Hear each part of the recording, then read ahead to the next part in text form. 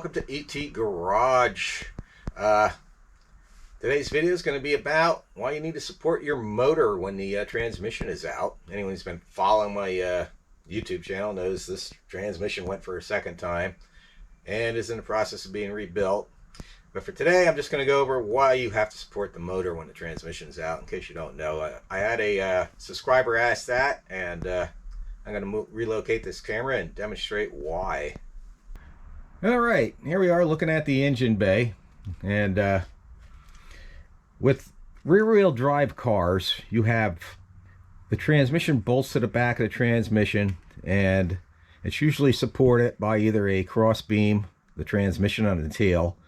It's usually supported by a cross beam, and the transmission bolts to the back of the engine, and the front of the engine is supported by two motor mounts. That applies to most front engine cars that or at least every front engine car, rear wheel drive front engine car that I'm familiar with. That's how that's done. You got an engine mount here, an engine mount in there, and the motor. To keep the motor from tilting back, it's bolted to the trans, and the transmission is supported in the rear to some means. In this case of a C4 Corvette, it uses a C-beam. Majority of vehicles out there usually have a cross brace going across, and then there's a motor mount or a transmission mount on the tail of the transmission. But without the transmission bolted to it, what could happen if you don't support the motor, it'll just drop down like this. And you can see that going down like that. And you can see it as it goes down.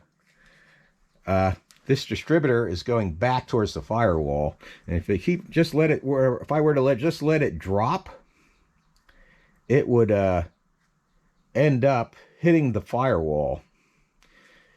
In other cases, let me move the camera around here a bit. And this doesn't apply to this engine here, but if you have say an older style V8 car that has a big metal fan attached to it and it's real close to the radiator, when you tilt that back, there's a chance that fan could go into the radiator, or you could damage other components. So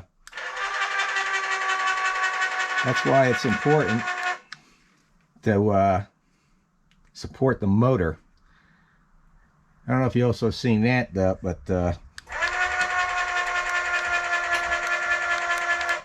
it also affects the like the air duct on this car here. You can see where it's getting pulled off when it goes down.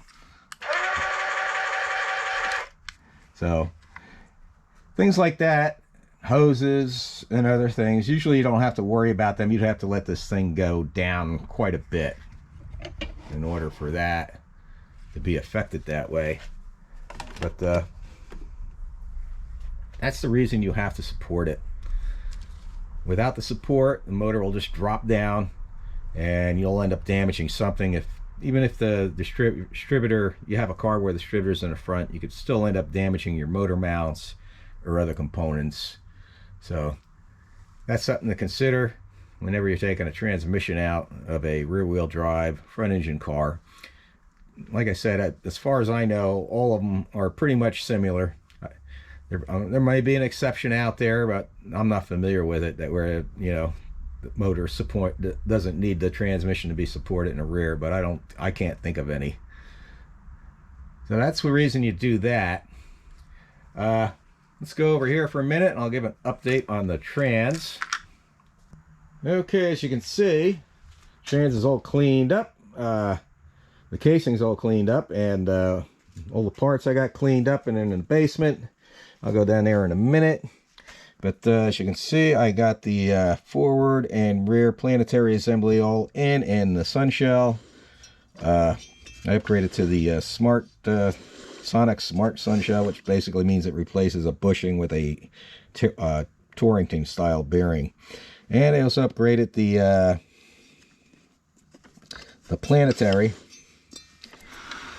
This right here, to the 5 planetary gear set, where the factory one was 4.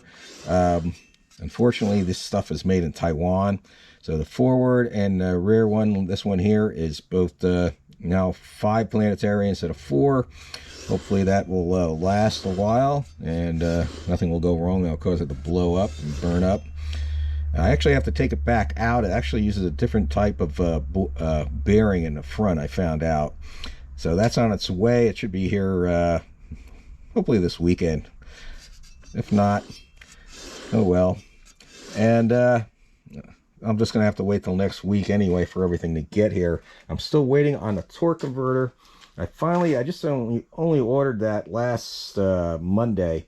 So, and it's like a 12 to 15 day from the company I ordered from a local company. Well, not local, Philadelphia. That's more local than this one. This one came from California. I could send this back, have it cut open, have it cleaned and redone. And the cost of doing that is almost the same as getting a new one. So I just went and popped and got a new one. Hopefully that will be here at the end of the week. I'm hoping. It's like a 12 to 15 days, the guy said. So, yeah, it should be here next week, I guess. So, hopefully. And that's, like I said, from a company in Philadelphia. So, if I ever have to have that cut and cleaned, I can at least take it to Philadelphia and get it done. Have to be a little more cost prohibitive, I guess. But anyway, let's go down to the basement and I'll show you some other stuff. Okay, this whole assembly is together. It's got the new Sprag assembly in it. That Sprag assembly is all like one piece with the Sun gear, which I'm not sure I like, but that's what it came with. That's pretty much what I'm stuck with. It's got new clutches in the 3/4, and I still need to put these seals on. These seals actually, these type I have on here are actually 2-piece. The replacement ones are not. They're the kind you got to shrink on there. So I still have to do that and replace that. Over here I have the valve body. I cleaned it all up, and I still need to I cleaned it all up, but I still need to take it apart, take all these little valves and stuff apart and clean them, make sure it's all clean inside. So I got to do that. Other than that, all this other stuff is cleaned up. I just need to put new seals and stuff on them. And the pump I still need to put together. I have a new bushing. This is the old bushing. I have a new one. It came in this bushing kit, but it's not the same as this. And I like this kind better. It has the Durabond surface on it. So I need to put that all together. And I'm gonna pop some more new bushings in here. I might as well to play it safe. So that's probably what I'll do today. But other than that, I'm just waiting on a few tiny parts, actually, and the torque converter, and I can put this all back together. Anyway, if you want to keep up to date what's going on and how it turns out, just check back on the channel or like, subscribe with the notification bell. That's even better. Thanks for watching. I hope everybody has a great day. God bless.